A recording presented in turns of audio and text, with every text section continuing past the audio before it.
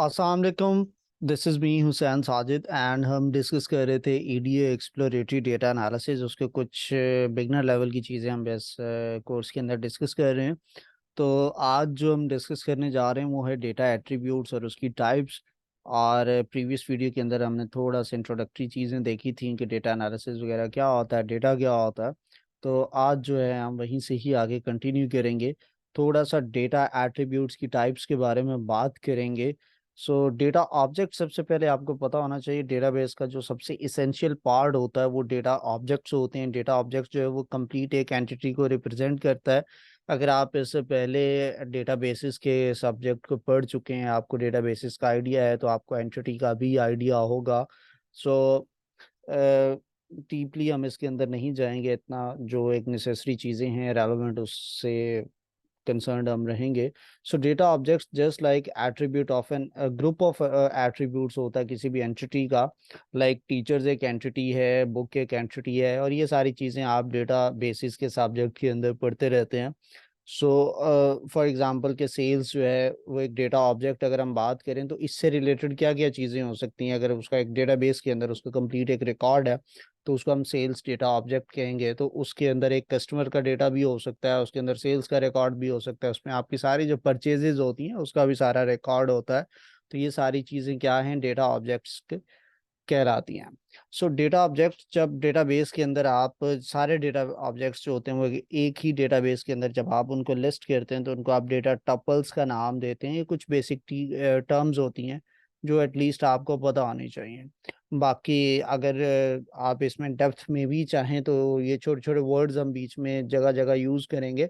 So in terms को आप deeply भी स्टडी कर सकते हैं। हम यहाँ पर जस्ट फंडामेंटल और बिगनर लेवल की चीज़ें देखेंगे। ज़्यादा डेप्थ में हम इसलिए नहीं जाएंगे कि मोस्टली लोग फर्स्ट टाइम इस चीज़ की तरफ आ रहे हैं।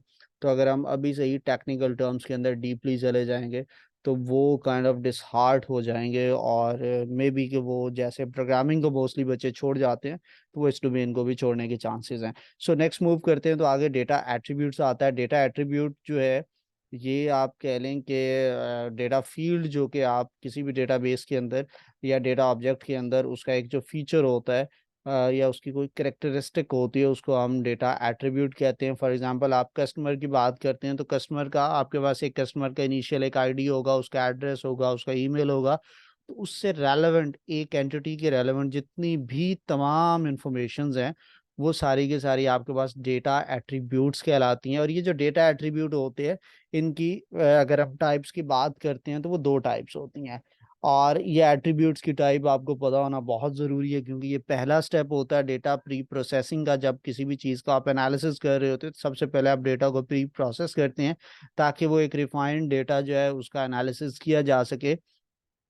तो दो हिस्सों में इसको आप ओवरऑल डिवाइड करते हैं, क्वालिटेटिव होता है और एक क्वांटिटेटिव होता है। जेनेरिक टर्म में बात करें, न्यूमेरिक वैल्यू जिसको आप मेजरेबल जो होती है क्वांटिटी, वो आप उसको क्वांटिटेटिव कहते हैं, और जो मेजरेबल चीज़ नहीं है उसको आप क्वालिटेटिव के अंदर जेनेरिकली अगर हम बात करें। और डेप्थ में इसमें जाते हैं तो जो क्वालिटेटिव है उसको फर्दर आप नॉमिनल, ऑर्डिनल और बाइनरी के अंदर कन्वर्ट करते हैं।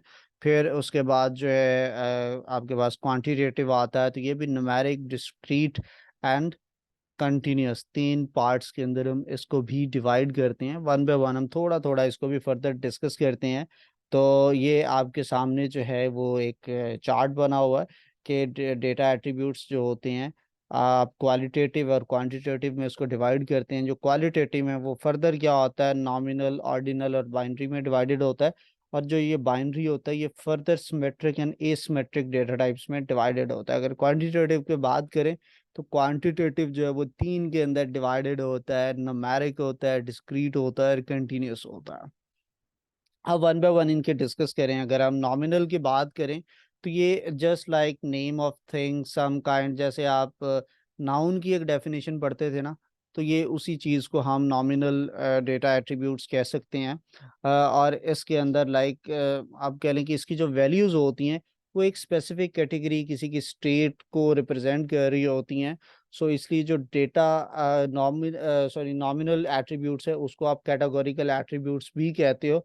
इसका कोई ऑर्डर नहीं होता, बट ये स्पेसिफिक जो है वैल्यूज रेलेवेंट किसी चीज के बारे में ही होती है। लाइक कलर्स की बात करते हैं तो कलर एक प्रॉपर एक एट्रीब्यूट है और इसकी मल्टीपल वैल्यूज हो सकती हैं।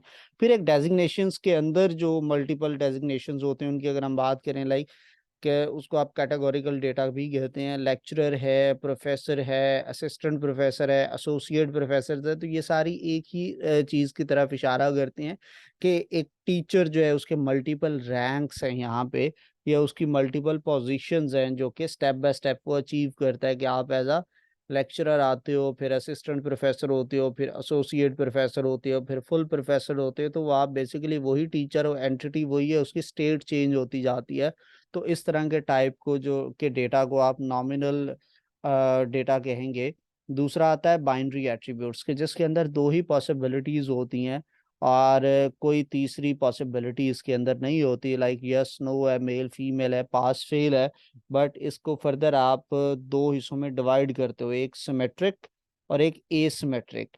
सिमेट्रिक दो वैल्यूज तो हैं उसकी, बट सिमेट्रिक क्या है कि अगर दोनों की इक्वल वेटेज है, लाइक मेल या फीमेल की इक्वल वेटेज है, हाफ हाफ, यस और नो की हाफ हाफ इक्वल वेटेज है, तो इसको हम कहते हैं सिमेट्रिक एट्रीब्यूट। बट जो एसिमेट्रिक होता है उसमें दोनों इक्वल नहीं होते, पास या फेल आप 50-50 पे नहीं करते हो। ठीक है। इस तो कंडीशंस दो हों बट उनके चांसेस डिफरेंट होते हैं, इसके अंदर इक्वल वेट उसका नहीं होता, they are not equally important, तो इसको हम एसिमेट्रिक टाइप के अंदर कंसिडर करते हैं। देन ऑर्डिनल वैल्यू आती है, इसके अंदर कुछ मीनिंगफुल सीक्वेंस होता है या रैंकिंग ऑर्डर होता है, कोई सी दो या चार वैल्यूज के मिडल में ही आप सारा सर्कुलेट करते हैं थ्रू आउट। लाइक आप ग्रेड्स की बात करनी है, जो आपके रिजल्ट्स के ग्रेड होते हैं, स्टूडेंट के मार्क्स के ग्रेड, तो वो स्टैंडर्ड वे जो है A to F नॉर्मली आप लेके जाते हैं, इसे आगे नहीं जाते। तो जितने मर्जी स्टूडेंट्स आ जाएं पूरी दुनिया के, वो इन्हीं ग्रेड्स के बीच में घूम रहे होते हैं, या इनका आप नाम चेंज कर सकते हैं, बट वो एक स्टैंडर्ड वे यही है।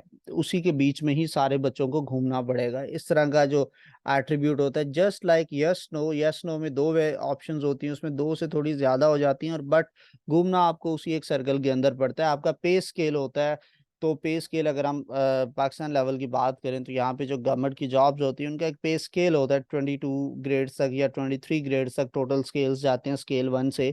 तो ये एक सिक्वेंशियल स्केल है जिसमें एक स्केल पे हजारों लोग हो सकते हैं। सो इस तरह का जो डेटा हमारे पास आएगा उसको हम ऑर्डिनल वैल्यूज कंसीडर करते हैं। नेक्स्ट हमारे पास दूसरी टाइप आती है क्वांटिटेटिव एट्रीब्यूट्स। क्वांटिटेटिव नाम से ही जाहिर है, इसमें क्वांटिटी होगी, वैल्यू होगी, और वो मेजरेबल क्वांटिटी होगी। So numeric attribute is a quantity, is quantitative because कि इसके अंदर एक मेजरेबल जो है क्वांटिटी होती है, और ये इंटीजर या रियल वैल्यूज को रिप्रेजेंट कर रही होती है। बट इसके अंदर भी एक इंटरवल टाइप की रियल वैल्यूज होती हैं और एक रेशो टाइप की रियल वैल्यूज होती है। तो नेक्स्ट हमारे पास डिस्क्रीट आता है। डिस्क्रीट के अंदर फाइनाइट वैल्यूज होती हैं, और वो न्यूमेरिक भी हो सकती हैं, बट इन सम केसेस वो कैटेगोरिकल भी हो सकती हैं।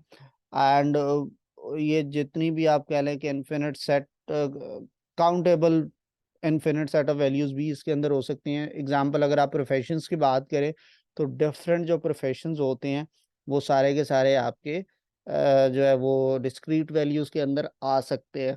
फिर जिप कोड जो हैं तो वो भी सारे के सारे डिस्क्रीट और यूनिक वैल्यूज हैं, और डिफरेंट वैल्यूज हैं, तो वो भी इसके अंदर आप कंसिडर कर सकते हैं। अब यहाँ पे प्रोफेशन को आप इससे पीछे क्वालिटेटिव में भी आप वो टीचर्स के मल्टीपल जो आपने एग्जांपल्स देखी उसके साथ आप मिक्स नहीं कर सकते, वो एक ही प्रोफेशन की मल्टीपल कैटेगरीज थी, बट यहाँ पे डिस्टिंक्ट यूनिक प्रोफेशंस की बात हो रही है, तो ये उसके साथ आपने मिक्स नहीं करना। देन कंटिन्यूस वैल्यूज भी इसके अंदर आती हैं कि कंटिन्यूस डेटा होता है एक प्रॉपर सीक्वेंस में। लाइक आपकी हाइट है, तो वो अगर आप एक बच्चा सपोज के 2 फुट का पैदा हुआ है, तो वहां से वो उसकी हाइट एक कंटिन्यूस पीरियड के अंदर बढ़ना स्टार्ट करती है, और वो एक कंटिन्यूस वैल्यूज जो है वो स्टेप बाय स्टेप चीज इंक्रीज होती जाती है। टाइम एक आप कह लें कंटिन्यूस वैल्यू है, फिर वेट जो है वो आपका एक कंटिन्यूस वैल्यू है, और बहुत सारी लाइक 2 और 3 के मिडल में आप डेसिमल वैल्यूज की बात करें, so there are thousands of values between these two. तो ये कुछ बेसिक डेटा टाइप्स थी।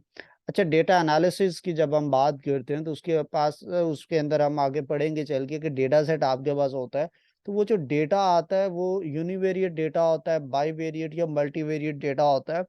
तो हम इसके बारे में थोड़ा सा डिस्कस करेंगे कि उसका एनालिसिस करते हुए आपको किन बातों का ख्याल रखना पड़ता है। तो पहली जो चीज़ हमारे पास आती है वो है यूनिवेरिएट। यूनिवेरिएट जो है इसके अंदर सिंगल एक वेरिएबल होता है, और इसलिए हम कह लें कि ये डेटा एनालिसिस की सिंपलेस्ट फॉर्म होती है, क्योंकि इसके अंदर आपको सिंगल वैल्यू को डील करना पड़ता है और उसका किसी और चीज़ के साथ कोई रिलेशन भी नहीं होता, और वो किसी और कॉज या रिलेशनशिप की वजह से चेंज नहीं होती। लाइक प्रोपोर्शनैलिटी आपने कॉन्सेप्ट पढ़ा होगा। तो प्रोपोर्शनैलिटी जो है वो दो तरह की आप पढ़ते हैं, डायरेक्टली और इन्वर्सली, के एक के बढ़ने से दूसरा भी बढ़ता है और एक के कम होने से दूसरा बढ़ता है। मतलब बढ़ने से बढ़ता है, ये कम होने से कम होता है, ये डायरेक्ट हो गया। और इनडायरेक्ट के अंदर वो ऑपोजिट होता है, एक कम हो रहा है दूसरा ज्यादा, और अगर एक ज्यादा है तो दूसरा कम हो रहा होता है। तो वो प्रोपोर्शनैलिटी यहाँ पे नहीं होती। सिंगल लाइक हाइट्स का डेटा है, तो सपोज के आपके पास ये 5 स्टूडेंट्स है कि जिनकी हाइट है, so there is only one variable, और हाइट जो है वो किसी और चीज के साथ डील नहीं कर रहा। अगर हम जब इसका एनालिसिस की करने की बात करें, तो इसके पैटर्न जो हमें ये नजर आ रहा है, आप इसके ऊपर अगर आप अपना एनालिसिस देना चाहें तो आप एक कंक्लूजन दे सकते हैं using central tendency measures like mean, median, mod, averages जो आप पढ़ते हैं। आप उसकी बेस पर कोई ना कोई रिजल्ट दे सकते हैं कि एवरेज हाइट इतनी थी इसके अंदर, यूजिंग मीडियन, मॉड, या जिस तरह से भी आप देना चाहेंगे, या डिस्पर्शन या स्प्रेड ऑफ डेटा की बेस पर भी आप दे सकते हैं कि जो हाइट्स हैं वो 150 से लेके तो 234 सेंटीमीटर के मिडल में सारी हाइट, सॉरी 123 से 234 के मिडल में सारी हाइट्स गिवन है। ये एक रेंज आप दे सकते हैं। मिनिमम हाइट आप बता सकते हैं, मैक्सिमम हाइट आप बता सकते हैं, इनके क्वार्टाइल्स निकाल सकते हैं, वेरिएंस या स्टैंडर्ड डेविएशंस वगैरह लगा सकते हैं।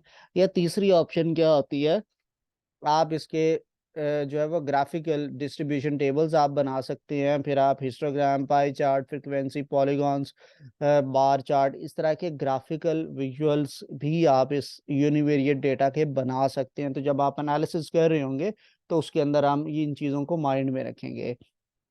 फिर आपके पास बाईवेरिएट डेटा आता है कि जिसके अंदर दो वेरिएबल्स होते हैं। तो इस टाइप का जो डेटा आता है वो उसके अंदर कॉज और रिलेशनशिप को देखा जाता है, उसको भी डील किया जाता है। और जो एनालिसिस जो है वो आप कह लें कि दोनों के दरमियान में रिलेशनशिप को फाइंड आउट करने के बाद किया जाता है।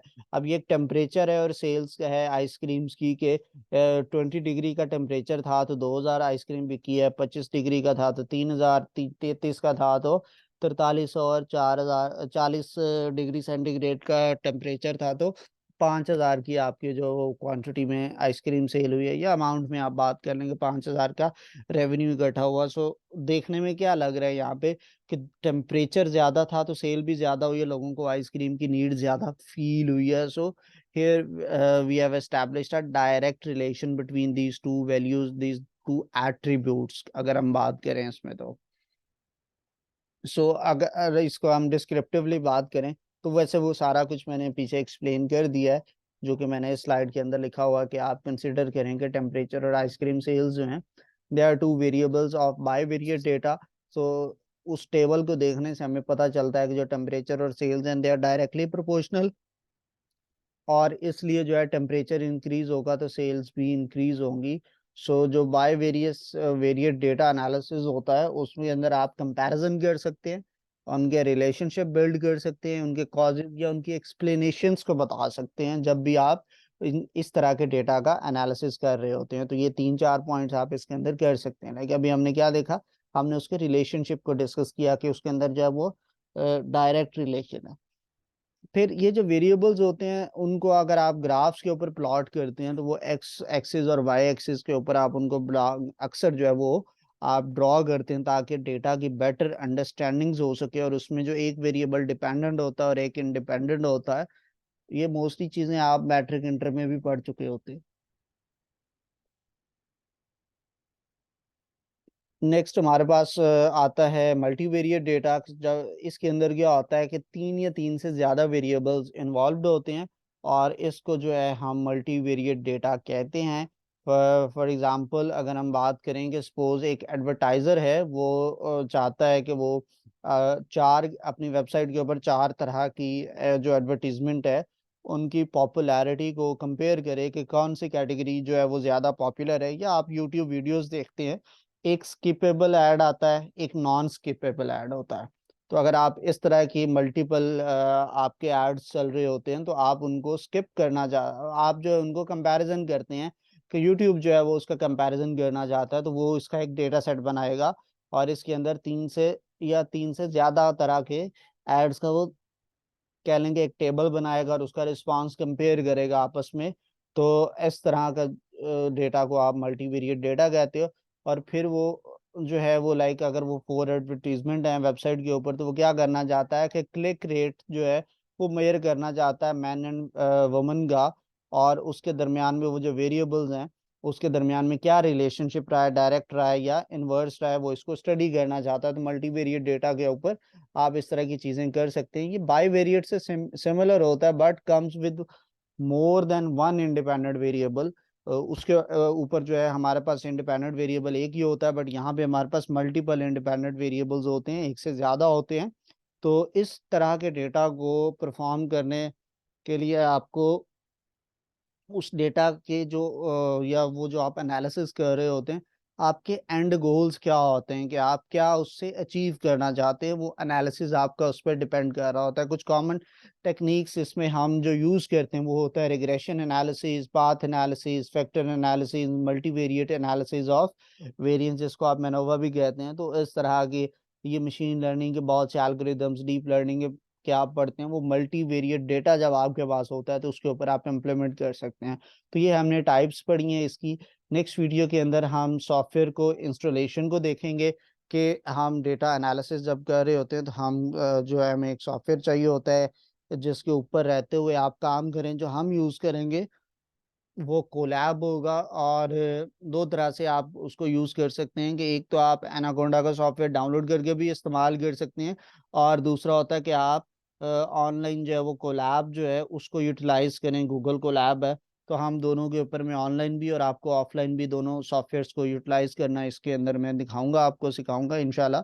सो उसके बाद जो है हम मूव करेंगे टुवर्ड्स आर बेसिक लाइब्रेरीज, जिसमें हमारा जो इनिशियल होगा वो नमपाई एंड पैंडाज होगा, एंड देन हम विजुअलाइजेशन की लाइब्रेरीज, और आखिरी एक लेक्चर के अंदर हम स्टोरी टेलिंग पे बात करेंगे कि आपका एक ग्राफ्स आपने विजुअलाइज कर लिया है डेटा को, उसकी स्टोरी जो है उसकी एक रिपोर्ट, जिस तरह से आप मेडिकल टेस्ट करवाने जाते हैं, आपने कोई अपना चेस्ट का एक्सरे करवाया है या सीटी स्कैन एमआरआई आप करवाते हैं, तो वो उसके बाद एक जो एक्सपर्ट होता है वो उसकी एक रिपोर्ट भी लिख के आपको देता है, जो कि डिस्क्रिप्टिव फॉर्मेट के अंदर होती है कि आप उसको रीड करके उसको अंडरस्टैंड कर सकें, और आपके लिए समझना एक कॉमन मैन के लिए आसान होता है। तो ये हमारा आज का लेसन था।